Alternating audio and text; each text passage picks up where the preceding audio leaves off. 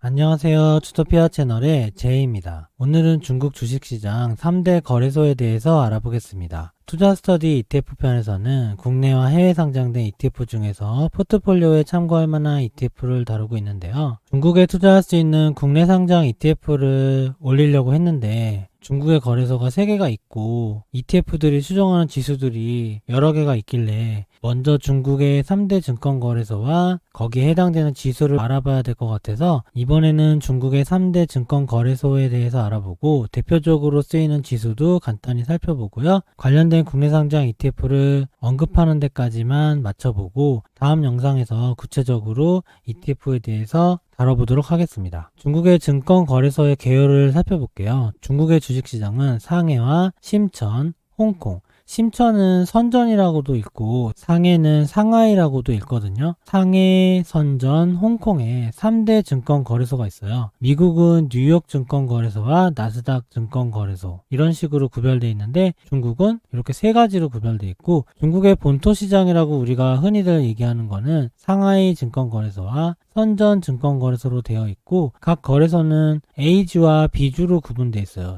중국은 특징이 완전한 금융개방 국가가 아니다 보니 국내용 주식이 따로 있고 외국인 전용 주식이 따로 있고 처음에는 이렇게 분류를 했었나 봐요. 그래서 A주는 중국인과 외국인이 거래할 수 있고 B주는 외국인 전용으로 만들어서 처음에 상장을 한 거예요. 근데 B주가 외국인만 전용을 하고 있고 물량이나 유동성이 충분하지 않아서 외면을 받았었대요. 그래서 처음에는 A주는 중국인만 할 수 있고 외국인은 할 수 없었는데 과거 어느 시점에서 외국인한테 오픈을 했다고 하더라고요. 그래서 A주는 현재 중국인과 외국인이 거래할 수 있고 B주는 외국인 전용으로 아직 남아있고요. 거의 A주 위주로 최근에는 거래를 하는 것 같아서 B주는 많이 유명무실해진 상황인 것 같아요. 그래서 중국 주식들 이름들 보면 이름 뒤에 A라고 써 있거든요. A주를 의미하는 거고 증권거래소는 역사별로 이렇게 써놨는데 가장 오래된 증권거래소가 홍콩 증권거래소예요. 1891년에 영국 식민지 시절에 설립이 됐고 지수 이름은 항생지수라고 얘기를 하죠. 중국 본토 주식 H주와 R주 등으로 구성되어 있는데 H주와 R주의 차이는 H주는 중국 본토에 있는 주식들 있잖아요. 그거를 홍콩에 다시 상장한 거를 H주라고 하고요. 그러니까 원래는 중국 본토 주식인데 상장이 홍콩에 돼 있는 거고 R주는 중국이 홍콩에 따로 세운 기업이에요. 그러니까 홍콩 안에 있는 기업이라고 할 수 있죠. H주는 중국 주식인데 홍콩에서 거래되는 주식이고 R주는 실제로 중국 당국이 홍콩에 세운 기업 이런 식으로 구성되어 있어요. R주는 레드칩이라고 얘기하더라고요. 상해증권거래소는 1990년에 설립을 했고 상해종합지수라고 되어 있고 우리나라로 따지면 코스피랑 좀 비슷한데 금융이나 에너지 산업재 같은 전통산업 위주로 되어 있어요. 선전증권거래소는 1991년 1년 후에 설립이 됐고 선전종합지수라고 대표지수가 있고요. 기술주와 중소형주 위주로 되어 있고 우리나라로 따지면 상하이종합지수가 코스피지수고 선전종합지수가 코스닥지수랑 비슷한데 좀 차이가 있는 게 우리나라 코스피에는 삼성전자나 하이닉스가 기술주면서 30-40%를 차지하잖아요. 미국도 그렇거든요. 미국도 뉴욕 증권거래소에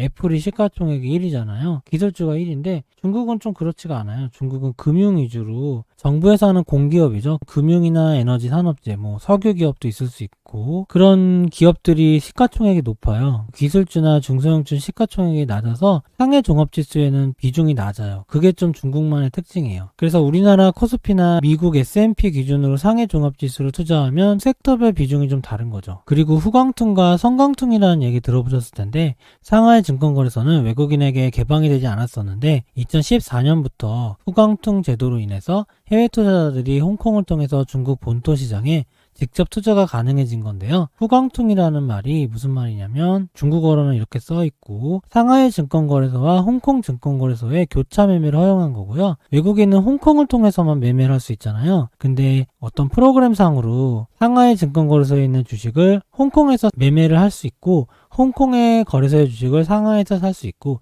이런 식으로 매매를 허용을 한 거예요. 그래서 외국인 해외 투자자들이 홍콩을 통해서 중국 본토 시장에 직접 투자가 가능해진 게 후광퉁이라고 하고, 2년 후인 2016년에 선광퉁이라는 것도 생겼는데, 그러니까 선전증권거래소 있다고 그랬잖아요. 선전증권거래소와 홍콩증권거래소의 교차 매매를 허용을 하게 된 거죠. 그러니까 2016년 이후에 선광퉁 이후에는 외국인이 중국의 상하이 증권거래소와 선전증권거래소의 주식을 직접 투자할 수 있는 길이 열린 거고, 외국인한테 좀 문을 열어준 거죠. 근데 어쨌든 베이스는 홍콩을 통해서 프로그램상으로 매매를 하는 거예요. 상하이 상해 증권거래소에 대해서 알아보면 이게 중국에서 가장 큰 거래소고요. 상해 증권거래소는 SSE라고 약어로 표시되고 중국의 대표적인 증권거래소로 시가총액이 세계 4위래요. 1위는 뉴욕 증권거래소고 2위는 나스닥이거든요. 그리고 4위가 중국이고 한국은 10위권 넘더라고요. 중국의 3대 증권거래소가 제일 작은 게 선전증권거래소인데 그게 코스피보다는 더 커요. 중국 국영기업을 비롯한 주요 기업들이 상장돼 있고, 상해 종합지수는 A주, B주, 아까 A주는 외국인과 중국인 다 하는 거고 B주는 외국인만 하는 거라고 했죠. 시가총액 가중평균에서 코스피처럼 산출하는 건데, 금융과 에너지 산업재 같은 전통산업 위주의 대형주 위주고, 여기 구체적인 종목을 적어봤는데 중국 공상은행, 중국 건설은행, 다 은행이죠.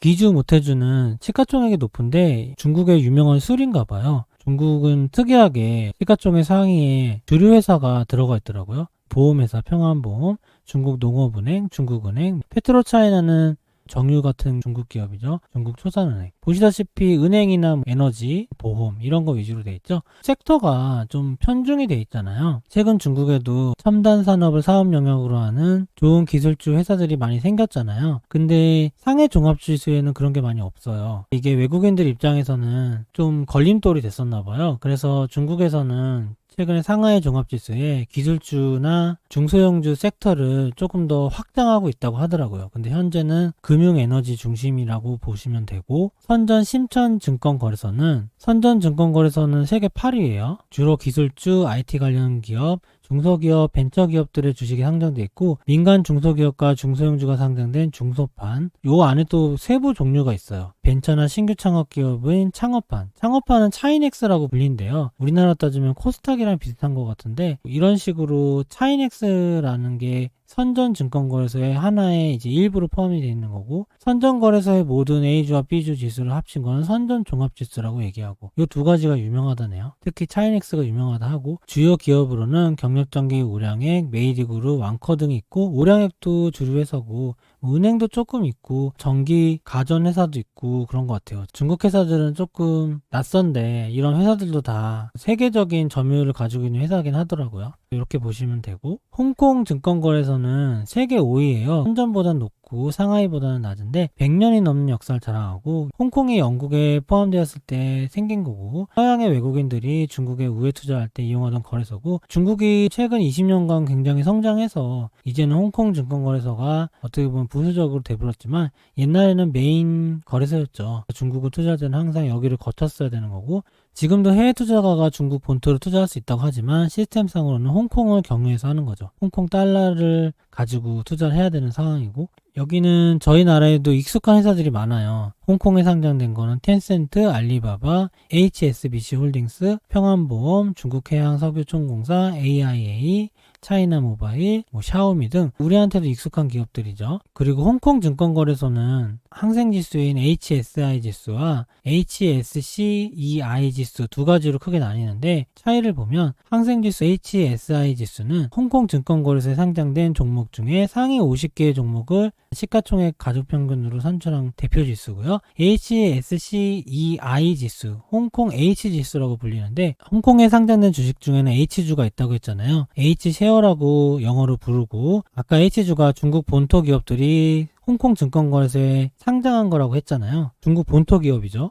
여기는 H주만 골라서 시가총액 및 거래량 기준으로 40개 종목으로 구성된 거예요. 그러니까 HSCEI 지수를 투자하면 중국 본토 기업 위주로 투자하는 거고, 항생지수를 투자하면 홍콩에 상장된 거 위주로 투자하는 거죠. 항생지수 안에 홍콩 H지수가 포함된다고 보면 되겠네요. 그럼 이제 증권거래소에 대해서 알아봤고, 우리가 중국에 ETF를 투자하려면 ETF가 추정하는 중국의 대표 주가지수를 알아야겠죠. 그래서 중국 대표 주가지수를 한번 뽑아보면 CSI 지수라는 게 많이 들어보셨을 텐데 가장 유명하고, 상하이 증권거래소와 선전 증권거래소에 상장된 중국 본토 주식으로만 선정이 된 거예요. CSI 100, CSI 200, CSI 500 이런 게 있는데, CSI 100은 시가총액 1위부터 100위까지 100개 모은 거고, CSI 200은 102에서 300위까지 200개 모은 거고요. CSI 500은 300에서 800위까지 500개 모은 거예요. 이거는 라지캡, 이쪽에서 미드캡 이렇게 얘기하겠죠. CSI 300이 대표 지수인데 1위에서 시가총액 300위까지의 주식들을 모은 지수죠. A지수는 아까 A주가 있다고 했잖아요. A주는 원래 중국 본토 주식이고 중국인만 투자할 수 있었는데 외국인한테 개방됐다고 했죠. 상하이 증권거래소와 선전 증권거래소에 A주를 모은 지수고, CSI 지수나 A 지수나 기초 자산이 크게 차이는 없어요. 어차피 A주라는 게 중국 본토 주식이기 때문에. 근데 굳이 따지면 CSI는 B주도 있을 수는 있겠죠. A 지수는 A주만 모은 거고, MSCI 차이나 A라는 MSCI에서 만든 지수가 있는데, 상하이 증권거래소의 A 주식 310종목, 선전 증권거래소의 A 주식 218종목으로 구성되어 있고, 차이나 A50 지수라는 게 유명한가 봐요. 상하이와 선전 증권거래소의 A 지수 상위 50종목으로 구성된 거예요. CSI 300이랑 차이나 A50 이런 지수들이 유명하고, A 지수는 A주만 모은 거, CSI 지수는 중국 본토 지수를 모은 거. A주, B주 구별은 없겠죠. 그러니까 CSI 지수가 A 지수보다 좀 더 큰 개념이라고 보면 되겠네요. 이제 홍콩에 대해서 알아볼게요. 홍콩 대표 주가 지수는 두 가지 있다고 했죠. 항생지수 HSI 지수가 있고, 이거는 그냥 홍콩의 전체 증권거래소에 상장된 상위 50개를 시가총액으로 산출한 주가지수죠. 그리고 홍콩 H지수는 HSC EI 지수라고 부르고, 홍콩에 상장되어 있는 H셰어 H주들이 대략 94개 중국 기업이 있는데 우량한 32종목, 40종목까지 될 때도 있어요. 그렇게 우량한 종목들만 모은 지수고, 그러니까 항생 지수는 홍콩과 중국 본토 다 포함한 거고, 홍콩 H지수는 중국 본토만 투자하는 거죠. 우량주로 구성되어 있고 외국인 투자가의 비중이 높고 금융섹터 비중이 높다. 이거는 상하이 증권거래소랑 비슷한 것 같아요. 금융과 에너지 같은 전통산업 위주의 구성이겠죠. 이제 지수를 정리해봤으니까 우리가 중국에 투자할 때 국내 상장 ETF로 투자할 수가 있을 텐데, 말씀드린 대표 지수와 거기에 해당되는 국내 상장 ETF들을 한번 정리를 해볼게요. CSI 300 지수가 유명하다 했죠. 상하이 증권거래소와 선전 증권거래소에 시가총액 300개 모은 거죠. 여기는 타이거 CSI 300이라는 ETF가 있고, 타이거도 있고 코덱스도 있고 킨덱스도 있고 세 종류 있어요. 그리고 A50 지수도 있다고 했는데,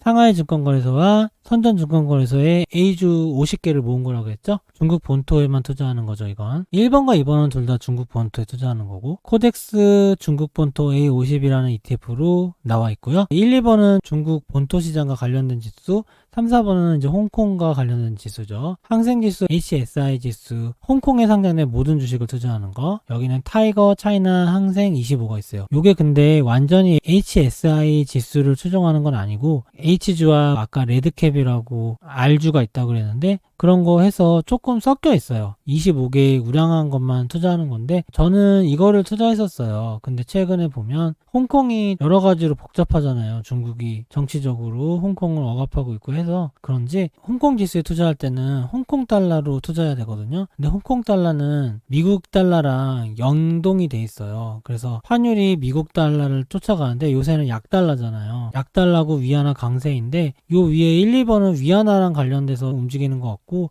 3, 4번은 달러랑 관련돼서 움직이는 것 같더라고요. 그러니까 미국인들 입장에서 보면은 환해지한 느낌으로 투자하는 거죠. 그래서 그런지 현재는 타이거 차이나 항생 25가 이쪽 홍콩에 관련된 주식들이 수익률이 별로 좋진 않아요. 중국 본토에 투자할 때는 1, 2번으로 주로 투자하는 것 같고, 예전에는 중국 본토 투자가 쉽지가 않았고 잘 안 돼 있었거든요. 선전지수에 투자할 수 있게 된 성강퉁이 2016년에나 시작됐잖아요. 관련된 ETF는 생긴 지 얼마나 됐겠어요. 그러다 보니까 이쪽으로 많이 투자 안 했었는데, 이제 앞으로는 CSI 300이나 A50 쪽으로 많이 투자를 하게 될 것 같고, 홍콩 지수는 좀 투자 매력이 떨어지지 않을까, 그렇게 생각이 드네요. 홍콩 H지수는 홍콩 내 중국 H주, 홍콩에 상장된 중국 본토 주식들이죠. 그것만 투자하는 건데 타이거 차이나 HSCEI라는 ETF가 따로 있어요. 앞으로 기회가 될 때마다 이런 ETF들을 따로 알아볼 텐데 이런 지수나 거래소에 대한 개념이 없으면 각 ETF에 대해서 알아볼 때 아무래도 기초적인 지식이 필요하기 때문에 오늘은 거래소와 대표 지수에 대해서 알아봤고요. 다음 시간에는 이어서 중국의 대표 지수죠. 중국 CSI 300 지수를 추종하는